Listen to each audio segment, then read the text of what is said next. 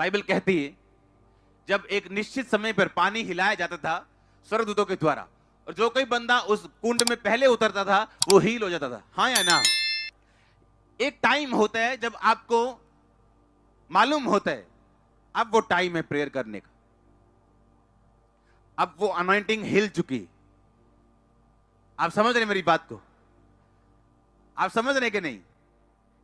Church में एक time आता है जब आपको आत्मा छू रहा होता है और अनॉइंटिंग अवेलेबल होती है, आपको मालूम होता है ये टाइम है शैतान को हिलाने का। हाँ या ना? जब आप घर में होते हैं और आपको वो चीज मिस होती क्योंकि गैर भाषा का यूज आप नहीं करते हो, सबसे पहले प्रार्थना में बैठो, गैर भाषा में बातें करो। लगातार आपको टॉपिक भी परमेश्वर देगा और आपको अंदर से एक ताकत, एक स्पिरिचुअल, एक हियाव, एक हौसला, एक फायर परमेश्वर देगा। और जब फिर आप शैतान को डांटोगे क्योंकि पानी हिल चुका है, अनॉइंटिंग हिल चुकी, ऐसे काम जल्दी होते हैं। वही पानी है, वही मरीज है, पहले उतरे तो कोई हीलिंग नहीं, लेकिन हिलने के बाद उतरे तो हीलिंग है। वही प्रेयर जब आप गैर भाषा में करते हैं, आपका स्पिरिचुअल इंजन स्टार्ट होता है, गर्म होता है। मैं ऐसे आपको समझा सकता हूं, अगर आप देखें ना ओलंपिक में या किसी खेल में कि एक बंदा 200 किलो भार उठाता है, हाँ, पिछले महीने वो 225 किलो उठाया और वो सक्सेस हो गया, इस महीने 215 के बाद उससे उठाया नहीं गया। ऐसा होता है ना? क्यों? वही बंदा है, अब अटेम्प्ट 225 का पूरा नहीं हुआ, लेकिन पिछले महीने कर लिया था। ये सेम स्पिरिट में स्पिरिचुअल लाइफ लो है, ध्यान टीवी की तरफ ज्यादा है, मोबाइल की तरफ ज्यादा है, अब वो काम हो नहीं रहा। जैसे ही गैर भाषा में एंट्री होती, प्रार्थना में एंट्री होती, वो स्पिरिचुअल स्ट्रेंथ फिर से आपको मिलती और अब आप हिट मारते हो। वो लगता है, कितने समझ रहे हैं भाई? ये स्पिरिचुअल लाइन फिजिकल लाइन से ज्यादा असली है। उनका अटेम्प्ट पिछले महीने का जो सक्सेस था अगले महीने फेल हो सकता है, क्योंकि उनको मेंटेनेंस की जरूरत है, अपनी बॉडी को मेंटेन, अपनी स्ट्रेंथ को मेंटेन करने की। उसी तरह से परमेश्वर कहता है क्या तुम नहीं जानते, तुमको भी अपनी आत्मिक स्ट्रेंथ को मेंटेन करना पड़ेगा। हालेलुया। तुमको मेंटेन नहीं करोगे उसको तो नेक्स्ट अटेम्प्ट में तुम फेल होगे, तुम्हें फिर तैयारी करनी पड़ेगी। गैर भाषा आपका एक हथियार है, आपका हथियार है ये। परमेश्वर ने आपको एक एंटरटेनमेंट के लिए नहीं दिया। गैर भाषा के जरिए परमेश्वर, बाइबल बोलती है, प्रोफेटिक वर्ड आपकी लाइफ में रिलीज करता है, आपकी अगुवाई करता है। कहां जाना है, कहां नहीं जाना, वो आप एकदम से सब कुछ नहीं होगा, लेकिन डे बाय डे आप इसमें परिपक्व और मैच्योर होते जाएंगे। और जैसे आप गैर भाषा को एक अपने दिनचर्या का बना लेंगे, आपको मालूम होगा कि हर great anointed man of God घंटों रोज गैर भाषा में प्रार्थना करता है। ये उसकी अनॉइंटिंग का सीक्रेट है। हालेलुया। जो प्रॉफिट, जो मैन ऑफ गॉड प्रार्थना के जीवन को महत्व नहीं देता और सिर्फ प्रोफेसी, हीलिंग के बारे में बात करे, वो जेन्युइन नहीं है। क्योंकि हर major man of God Bible में अपनी प्रेयर के द्वारा जाना गया है, अपनी प्रेयर लाइफ के द्वारा, परमेश्वर के सामने खड़े रहने के द्वारा। आपको फैसला करना है, मुझे प्रेयर करनी है, गैर भाषा में करनी, कैसे अपने स्पिरिचुअल इंजन को गर्म रखना है, कैसे मेंटेन रखना है। क्योंकि जो कुछ शैतान ने छीना भाई, ये अपने आप वापस नहीं आएगा। ना रोने से आएगा, ना परमेश्वर को कंप्लेंट करने से आएगा, ना सिर्फ ऊपर मुंह उठाने से, प्रभु को कुछ कहने से आएगा। ये फाइट करने से, ये लड़ने से वापस आएगा। हालेलुया। परमेश्वर का कोई दास भविष्यद्वक्ता उस राजा के पास आके बोल सकता था, ए तूने परमेश्वर के भवन के पात्रों से दारू पी, अब तेरे साथ ऐसा होगा। लेकिन परमेश्वर ने गैर भाषा ही वहां प्रकट क्यों की? ये हमारे लिए मैसेज था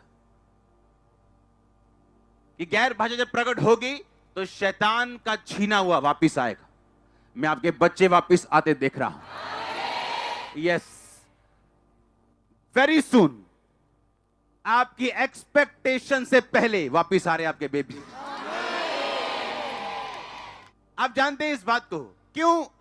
क्योंकि परमेश्वर प्रॉफिट्स की तरफ बात करता था, राजाओं को बोलता था, राजा तेरे साथ ऐसा होगा, अब तुम मर जाएगा, अब तेरे साथ ये होगा, तू बीमार हो जाएगा। लेकिन इस टाइम परमेश्वर ने गैर भाषा को प्रकट किया और उसे समझने की ताकत डैनियल के पास थी। और डैनियल जो था राज्य में एक ऊंचा स्थान रख, आप बोल सकते हो वो होम मिनिस्टर था, गृह मंत्री था। आप समझ रहे, गृह मंत्री के पास ऐसे सिर खुजाने के भी टाइम नहीं होता है, इतना बिजी होता है वो। देश का हर मामला उसके पास होता है। आप समझ रहे कि नहीं? पर बाइबल कहती है डैनियल उस पोजीशन पे रह के भी दिन में 3 बार अपने कमरे में जाके प्रार्थना करता था। 3 टाइम, हीलिंग के लिए नहीं, डिलीवरेंस के लिए नहीं, 3 टाइम। दुखी सुखी बीमार चंगा ये सब साइड पे हो जाता है जब आप परमेश्वर के साथ आपका संबंध पक्का बन जाता है। उस लेवल पे जाके अगर वो प्रेयर मेंटेन कर सकता है तो आप क्यों नहीं कर सकते? हालेलुया। एक दिहाड़ी वाला भी 1 घंटे की लंच ब्रेक लेता है कि नहीं लेता? और 10 मिनट में खाना खा के आप 45 मिनट प्रेयर पे बैठ सकते हैं। पर अगर ध्यान नहीं है तो कोई कुछ नहीं कर सकता, कोई कुछ नहीं कर सकता आपका। फिर अगर प्रभु की ग्रेस आप पे हो, आपका बॉस आपको स्पेशल आधा घंटा और दे सकता है दोपहर को प्रेयर करने के लिए, पर आपने कभी बात नहीं की होगी अपने बॉस से। जब परमेश्वर दूसरे नंबर पे रहेगा, हम खुद ही धक्के खाते फिरेंगे लाइफ में और सोचेंगे लाइफ इज ए स्ट्रगल। क्या बाइबल ऐसा कहती है लाइफ इज ए स्ट्रगल? परमेश्वर कहता है मैं कहता हूं आनंदित रहो, मैं फिर कहता हूं आनंदित रहो। ये उसका प्लान है। और होगा कैसे? बिब्लिकल वे से, बाइबल के तरीकों से। आज ठंड बड़ी है जी, मैं चर्च नहीं आया, मेरा बच्चा बड़ा छोटा सी जी, मैं चर्च नहीं आया। क्या बहाने हैं हमारे पास? अगर पंजाब में ठंड गर्मी और बारिश रोकेगी तो आप 3 महीने 3.5 महीने घर रहोगे। शैतान ने हर जगह अलग रुकावट दी। फॉरेन के लोगों को काम में बिजी रखा है, कईयों को बारिश में बिजी रखा है, कईयों को ठंड में बिजी रखा है, कई खाम खाम वैसे ही बिजी हैं, फोन में बिजी है, टिकटॉक पे। आमीन। हमें दिमाग लगाना है कि मैं किसके लिए पैदा हुआ हूं, मेरा होमवर्क क्या है, उसे पूरा करने के लिए मुझे आत्मिक रीति के साथ करना पड़ेगा। इसमें शरीर का कोई मसला नहीं। हालेलुया। और जब होमवर्क पूरा होगा उसके पीछे ब्लेसिंग छुपी है जो आप चाहते हो। ऐसा नहीं हो सकता कि आपकी ब्लेसिंग ना आपको मिले अगर आपका होमवर्क पूरा हो। गैर भाषा प्रकट हुई, शैतान ने जो बर्तन संभाल के रखे थे, दंड मिला। कितने समझ रहे हैं? अब सोचो शैतान ने क्या छीना है और कैसे आपने उसे लेना है वापिस। गैर भाषा नहीं है, नो प्रॉब्लम, मांगो तो दिया जाएगा। मुझे गैर भाषा बपतिस्मे से पहले मिल गई थी और 3 शब्द मिले थे और प्रार्थना में बैठे बैठे मिले थे।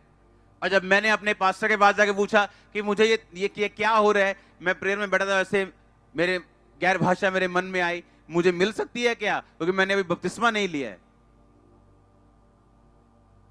और बपतिस्मे से पहले मुझे गैर भाषा मिली। उसे बोलता क्या, वो बढ़ती गई। हालेलुया। आप गैर भाषा में प्रार्थना करेंगे, परमेश्वर आपको डिवाइन विजडम देगा, ईश्वरीय बुद्धि देगा, अगुवाई करेगा। एकदम से जैसे एक लाइट जलती किसी विषय पे, आपको एकदम से लगेगा किसी ने आपके किसी हिस्से पे ऐसे टप बल्ब जगा दिए और आपको सब कुछ साफ साफ दिखने लगेगा। अच्छा मैंने ये करना है, वो चाहे थोड़ी सी क्यों ना हो। याद रखो, हर बड़ी चीज कैसे शुरू होती? थोड़े से। एक बार हाथों को उठा के हालेलुया बोलो जोर से, जोर से बोलो हालेलुया। फिर से आमीन। हर बंदे को गैर भाषा की जरूरत है। गैर भाषा आपकी खाली दुकान में कस्टमर्स भर सकती है, क्योंकि ये आपकी कॉलिंग है। बिजनेस से प्रभु की सपोर्ट करना, बिजनेस को खुदा की महिमा करना, जो दुकान पे बैठे हो वहां से गवाहियां देना, तो उस पे खुदा का हाथ होना चाहिए। और गैर भाषा ऐसा कर सकती।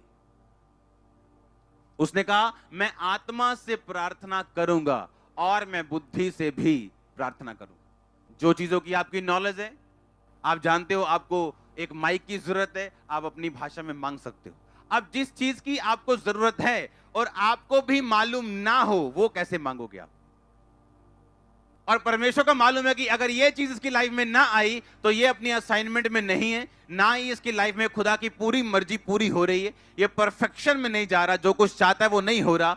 गैर भाषा। आप गैर भाषा में प्रार्थना करते हो, बाइबल कहती है पिता का आत्मा तुम में हे अब्बा हे पिता कह के आहें भर के पिता के सामने प्रार्थना करता है और पवित्र लोगों के लिए विनती करता है। यानी आप नहीं जानते गैर भाषा में परमेश्वर आपको किसी को बचाने के लिए यूज कर रहा है, चाहे वो आपका चर्च मेंबर हो, चाहे आपका पास्टर हो। तो परमेश्वर ने कहा, क्या कहा? मैं गैर भाषा में प्रार्थना करूंगा और मैं बुद्धि से भी प्रार्थना करूंगा। अपनी भाषा में भी करूंगा, जो मैं जानता हूं मुझे किन चीजों की जरूरत है, किन चीजों से मैंने बाहर आना। याद रखो, आपका बिगेस्ट प्रेयर पॉइंट आपकी कमियां होनी चाहिए, आपका जो आप चाहते हो वो नहीं। क्योंकि जैसे ही आपकी कमियां दूर होंगी, आपका अगला लेवल झंडा लेके आपका वेलकम करने के लिए तैयार होगा। अपनी भाषा में अपनी कमियों को स्वीकारो, प्रार्थना करो, परमेश्वर ये मुझसे दूर हो, ये मुझसे दूर हो, ये मुझसे दूर हो। और मांगो तो दिया जाएगा, मांगो और आपको मिलेगा। और गैर भाषा में जब आप मांगते हैं, वो चीजें मांगते हैं जो आप जानते हैं। आप नहीं जानते कि आपको चाहिए, लेकिन परमेश्वर जानता है। गैर भाषा में प्रार्थना करने के द्वारा वो चीजें रिलीज होती है आपकी लाइफ में। आप तैयार हो गैर भाषा को रिसीव करने के लिए? याद रखो कि लिखा शमूएल, यिर्मयाह मैंने आपको पढ़ाया, एलिया आपको पढ़ाया, आपको कलीसिया पहली आपको पढ़ाई, इतने लिखा प्रॉफिट्स थे वहां पे बैठे हुए, परमेश्वर बात करता था उनसे, तब भी वो क्या कर रहे थे? उपवास सहित। जो कुछ परमेश्वर ने बनाया उसे साइंस आज स्वीकार करे या 400 साल बाद, करेगी जरूर। पीछे बहुत चला था, फास्टिंग नहीं करनी चाहिए, हर 2-2 घंटे बाद खाना चाहिए, उससे आपका मेटाबॉलिज्म स्ट्रांग रहता है। अब एक नई स्टडी आई, कहते जी इंटरमिटेंट फास्ट करो, उसमें आपको 16 घंटे कुछ नहीं खाना है। जब आप 16 घंटे कुछ नहीं खाएंगे, आपकी बॉडी के ग्रोथ हार्मोन्स बनेंगे, दर्दें कम होंगी, आपकी बॉडी ग्रो करेगी। आगे लाइन पे, आगे लाइन पे, हाँ आगे लाइन पे लिखा, वो उपवास सहित प्रार्थना कर रहे थे। कितने लोग रोजा रखते हैं, उपवास करते हैं? हाथों को उठाना। वाह, पहली बार आपने हाथ उठाया, मेरा दिल खुश हुआ है। सब चर्च रोजा रखती है, आमीन। फास्टिंग करने से आपकी स्पिरिट अलर्ट रहती है, ज्यादा एक्टिव रहती है, और जैसे ही आप फास्टिंग के साथ प्रेयर करते हैं, आपके इश्यूज सॉल्व होते हैं। गैर भाषा में प्रार्थना करना जरूरी है, बोलो अपने पड़ोसी को, क्योंकि तू गैर भाषा में जब प्रार्थना करता है तो सीधा प्रभु से बात करता है। जब तू गैर भाषा में बातें करता है तो तू अपनी ही उन्नति करता है, अपने शरीर की, अपने प्राण की, अपनी आत्मा की। आमीन।